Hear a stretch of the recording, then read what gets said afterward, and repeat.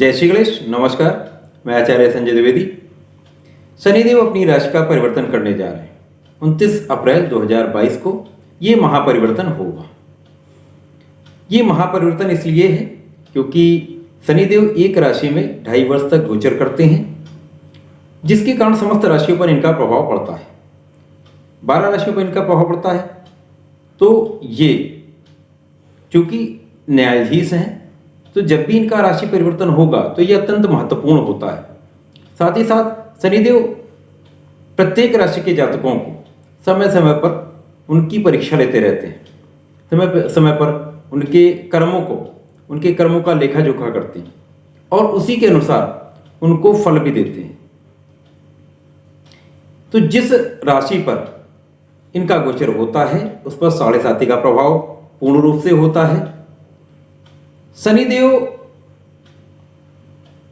एक राशि में 2.5 वर्ष तक रहते हैं।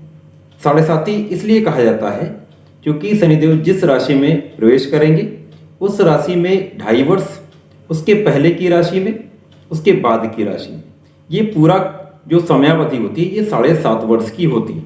इसीलिए 7.5 का प्रभाव कहा जाता है। 7.5 का अर्थ ये हुआ, जब शनिदेव किसी राशि में प्रवेश करेंगे तो उस राशि में 7.5 का प्रभाव होता है। उसके एक राशि पहले 7.5 का प्रभाव होगा, उसकी एक राशि बाद 7.5 का प्रवेश आरंभ हो जाता है। इस प्रकार से शनिदेव 3 राशियों पर 7.5 का प्रभाव डालते हैं। उसी के साथ साथ शनिदेव से जो षष्टम राशि होती है वो ढैया के प्रभाव में होती है। उसी प्रकार शनिदेव से जो राशि दशम में होगी उस पर भी ढैया का प्रभाव होता है। इस प्रकार से 5 राशियों पर शनिदेव का प्रत्यक्ष रूप से प्रभाव पड़ता है।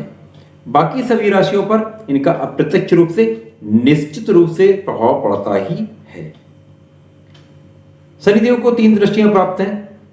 शनिदेव जब प्रथम दृष्टि डालते हैं तो ये तीसरे घर पर डालते हैं। उसके पश्चात इनकी दूसरी दृष्टि का प्रभाव सप्तम पर होता है तथा तीसरी दृष्टि का प्रभाव दशम पे होता है। इस प्रकार से ये तीनों दृष्टियों से अपने समस्त राशि के जातकों को समय समय पर टेस्ट करते रहते हैं, उनके कर्म को देखते हैं, उसका संपूर्ण विश्लेषण करके उसी के अनुसार उनको फल भी देते हैं। ये 7.5 और ढैया का समय इसलिए कठिन भी होता है। जो लोग अच्छे कर्म करते हैं, सही कार्य करते हैं, बड़ों का आदर करते हैं, अपने पाप को नहीं करते हैं, किसी पाप को करने से डरते हैं, आध्यात्मिक होते हैं, सदाचारी होते हैं, तो उन पर इस 7.5 का या ढैया का प्रभाव नकारात्मक नहीं होता है। परंतु इसके विरुद्ध जो लोग इसका उलट कार्य करते हैं उन पर 7.5 और ढैया का प्रभाव अत्यंत कठिन होता है, बहुत बड़ा दुष्प्रभाव होता है, जीवन के समस्त कष्ट भोगने पड़ते हैं। इसीलिए सब शनिदेव से डरते भी हैं। शनिदेव से उनको भय लगता है, 7.5 से डर लगता है, ढैया से डर लगता है। इसका मुख्य कारण यही है। अतः इस समयावधि में अपने कार्यों को सुधार लेना चाहिए, अपने कर्मों को ठीक ढंग से अपने कार्यों का निर्वहन करना चाहिए, सदाचारी रहना चाहिए, अच्छे कर्मों को करना चाहिए, किसी को सताना नहीं चाहिए, किसी की बुराई नहीं करनी चाहिए, किसी के कार्य में अवरोध नहीं डालना चाहिए, किसी के लिए गलत कार्य नहीं करना चाहिए। तो इस प्रकार से यदि कार्य करते हैं तो निश्चित रूप से ढैया और 7.5 का प्रभाव शुभ भी होता है। अब जो इसमें राशियां बन रही हैं, प्रथम तो मिथुन राशि तथा तुला राशि से ढैया का प्रभाव समाप्त हो चुका है, समाप्त हो जाएगा। तो ये राशियों को बहुत बड़ा लाभ मिलने वाला है। अब जो ढैया का प्रभाव होगा वो कर्क तथा वृश्चिक राशि पे होगा। कर्क चंद्रमा की राशि है, वृश्चिक मंगल की राशि है। दोनों राशियां शनिदेव से मैत्री भाव में नहीं होती, अतः इन पर कुछ न कुछ नकारात्मक प्रभाव निश्चित रूप से पड़ेगा। मैंने एक चीज पहले कही है, यदि आपके कर्म सही होंगे तो ये प्रभाव नकारात्मक नहीं होगा। हाँ, टेस्टिंग टाइम तो होगा, परीक्षा का समय तो निश्चित रूप से होता ही है, परंतु कष्टकर नहीं होगा, उसमें आपको लाभ भी मिलेंगे। अब जो कर्क राशि है वो चंद्रमा की राशि है। चंद्रमा की राशि से शनिदेव जब गोचर करेंगे तो वो अष्टम भाव में गोचर होगा। अब अष्टम में जब ये गोचर करेंगे तो यहां पर सर्वप्रथम स्वास्थ्य निर्बल होता है। चंद्रमा की राशि है तो मौसम के रोग, जल से संबंधित रोगों की संभावना, अथवा यहां पर कुछ रेस्पिरेटरी या श्वास से संबंधित रोगों की संभावना बढ़ती है, दिखती है। साथ ही साथ यहाँ पर एक बड़ा लाभ ये होगा कि आयु की रक्षा शनिदेव निश्चित रूप से यहाँ करेंगे। अब शनिदेव जब यहाँ पर गोचर करेंगे तो कर्क राशि के जातकों के कार्यक्षेत्र पर प्रथम दृष्टि डालेंगे, तो कार्यक्षेत्र में कहीं ना कहीं अवरोध, व्यवधान, कार्यक्षेत्र का बदल जाना, स्थानांतरण हो जाना, अथवा नौकरी या कार्यक्षेत्र में हानि का होना या छूट जाना, ये होता है, इसकी संभावना होती है। उसके पश्चात जो शनिदेव की द्वितीय दृष्टि का प्रभाव होगा वो दूसरे भाव पर होगा, अर्थात वहां पर परिवार का भाव, धन का भाव है, वाणी का भाव, तो वाणी भी कहीं ना कहीं आपकी एक कठोर होने की संभावना दिखती है, गलत भाषा का प्रयोग होने की संभावना दिखती है। साथ ही साथ धन का आगमन बढ़ेगा, धन तो निश्चित रूप से आएगा परंतु उसका संचय नहीं हो पाएगा। शनिदेव की तीसरी दृष्टि का प्रभाव पंचम भाव पे होगा, क्योंकि शिक्षा का, संतान का, प्रेम का भाव है, तो यहाँ पर संतान की प्राप्ति तो हो सकती है, संतान का सुख मिलेगा, परंतु शिक्षा में अवरोध, शिक्षा होगी कहीं ना कहीं कुछ अवरोध के साथ, सफलता भी मिलेगी परंतु बहुत अवरोध के बाद और देर से मिलती है, ये होता। लेकिन प्रेम के अगर हम परिप्रेक्ष्य में देखें या प्रेम संबंधों में, ये गोचर बिल्कुल भी ठीक नहीं है। प्रेम संबंध यदि होंगे तो वहां पर अलगाव निश्चित रूप से होगा, ये अच्छा नहीं। तो कर्क राशि के लिए शनिदेव का गोचर संभल के चलने का है, सावधानी रखने का है, अपने कार्यक्षेत्र को बलवान बनाएं, अपने कार्य को मजबूत करें, अपने आप को, अपने आत्मबल को मजबूत करें, साथ ही साथ कार्यक्षेत्र में बिल्कुल भी लापरवाही नहीं करें, ये सावधानी आपको रखनी है। दूसरी जो राशि है वो वृश्चिक राशि है। वृश्चिक राशि में शनिदेव जब गोचर करेंगे तो ये चतुर्थ भाव में गोचर होगा। चतुर्थ भाव में शनिदेव जब गोचर करेंगे तो यहाँ पर इनका सीधा प्रभाव आपके षष्ठम पे होगा। अब यहाँ षष्ठम पे होगा तो यहाँ पे आपके रोग, ऋण, शत्रु तीनों भाव में वृद्धि हो जाएगी। यहाँ पर आपके शत्रुओं की संख्या बहुत बढ़ने वाली है, क्योंकि मंगल की राशि है, क्रोध में वृद्धि हो जाएगी। क्रोध में वृद्धि होगी तो आपका अहंकार बढ़ सकता है, क्रोध बढ़ सकता है, इसके कारण आपके शत्रु भी बढ़ जाएंगे। तो ऋण ना लें तो बहुत अच्छी बात है, ऋण नहीं तो ऋण में वृद्धि होने का योग दिखता है। रोग भी बढ़ेंगे, हाँ रोग पर नियंत्रण निश्चित रूप से आपको नियंत्रण होगा, रोग से आपको लाभ भी मिलेगा। कार्यक्षेत्र पर दृष्टि होगी तो कार्यक्षेत्र में कुछ अवरोध के साथ कार्य का विस्तार भी होना है। यहाँ पर कार्यक्षेत्र में वृद्धि होगी, आपके श्रम में बहुत वृद्धि होने वाली है, परंतु श्रम का उतना आपको लाभ नहीं मिलने वाला है। तीसरी दृष्टि आपके लग्न पे होगी तो लग्न आपकी बलवान होगी। मैंने कहा अहंकार या आपके क्रोध में वृद्धि हो, तो ये दोनों चीजें होने वाली, दो विरोधाभासी चीजें एक साथ आपके साथ होने वाली। यहाँ पर आपके आलस्य में भी वृद्धि होने वाली है, आपके पराक्रम में भी वृद्धि होगी। दो विरोधाभासी चीजें एक साथ होंगी तो कहीं ना कहीं आपको कष्टदायक ये होगा, आप निर्णय नहीं कर पाएंगे क्या करना चाहिए, वहां पे समस्या आएगी। अभी मैं इसका निराकरण या इसका क्या आपको करना चाहिए ये भी मैं बताऊंगा।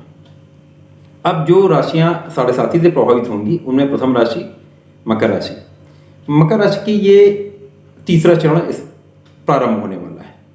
अभी तक जो शारीरिक कष्ट था, मानसिक कष्ट था, उनसे अब आपको मुक्ति मिलेगी। अब आपका समय जो 2.5 साल का आने वाला है वो आपके लिए लाभप्रद होने वाला है।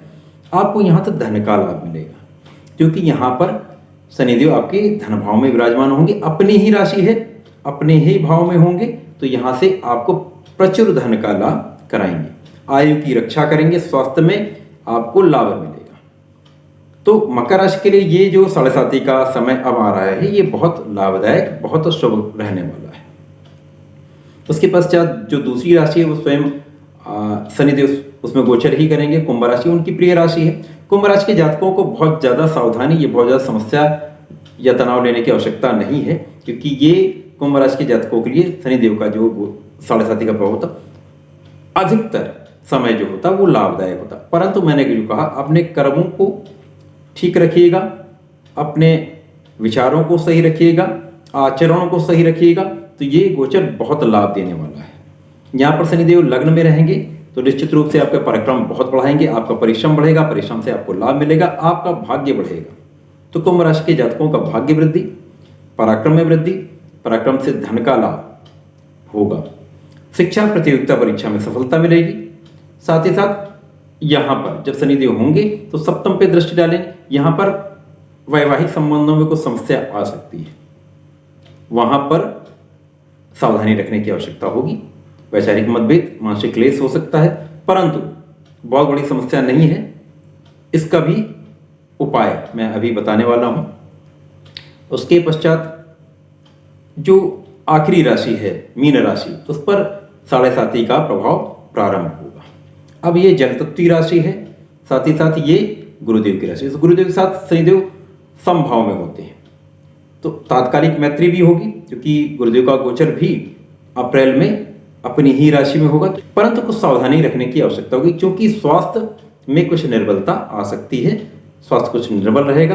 धन का आगमन, संतान की प्राप्ति, संतान से सुख आपको निश्चित रूप से मिलेगा। आपको कार्यक्षेत्र से लाभ मिलेगा, कार्यक्षेत्र का विस्तार होगा, क्योंकि यहाँ पर शनिदेव आपके द्वादश भाव में होंगे, तो कुछ ना कुछ व्यय की मात्रा बढ़ती है, व्यय बढ़ते हैं, परंतु जो आपकी कानूनी समस्याएं हैं उनसे आपको मुक्ति भी मिलेगी।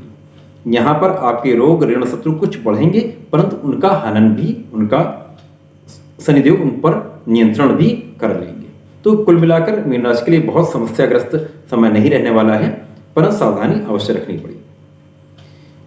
प्रथम तो कर्क राशि के जातकों को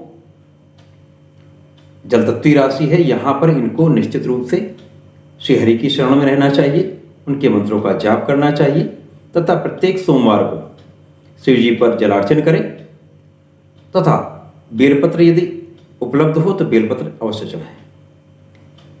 जो दूसरी राशि है वृश्चिक राशि के जातकों को मैं सदैव कहता हूं, इनको संकट मोचन की शरण में रहना चाहिए, संकट मोचन की शरण में रहें। उनके हनुमान चालीसा का नित्य पाठ करें, यदि हो सके तो मंगल या शनिवार को सुंदरकांड का पाठ करते हैं तो अत्यंत शुभ रहता है। मकर राशि के जातकों को नियमित सूर्यदेव को जल देना चाहिए, साथ ही साथ यदि शिव जी पर जलार्चन करते हैं तो अत्यंत शुभ प्रभाव मिलेगा, बहुत लाभ मिलेगा। कुंभ राशि के जातकों को नियमित रूप से सूर्यदेव को जल देना चाहिए, साथ ही शिव जी पे जलार्चन करें या शिव जी के ओम नमः शिवाय का जाप कम से कम 1 माला का नियमित रूप से करें, बहुत लाभ मिलेगा। मीन राशि के जातकों को श्री हरि के शरण में रहना चाहिए, ओम नमो भगवते वासुदेवाय का जाप करें। यदि विष्णु सहस्त्र नाम का जाप या श्रवण करते हैं तो अत्यंत शुभ रहता है। अपने कार्य को सही ढंग से करें, विचारों को सही रखें, अपने चरित्र को सही रखें, तो ये 7.5 का और ढैया का जो समय है ये लाभप्रद हो जाता है। प्रिय दर्शकों, मेरा प्रयास सदैव आपको एक अच्छी विषय वस्तु प्रदान करने का होता है, जिससे आपको कुछ लाभ मिल सके, जीवन में आपके लिए कुछ लाभदायी हो सके। इसलिए इस प्रकार की विषय वस्तु की प्राप्ति के लिए कृपया चैनल को सब्सक्राइब अवश्य कर लें। अधिक से अधिक सब्सक्राइब करेंगे तो अधिकतम ये लाभ लोगों तक पहुंचेगा। शेयर करें, लाइक करें, इसी प्रकार से सहयोग बनाए रखेंगे तो ये लाभ अधिकतम लोगों तक पहुंचेगा। तो कृपया इसको सहयोग करें। धन्यवाद, नमस्कार।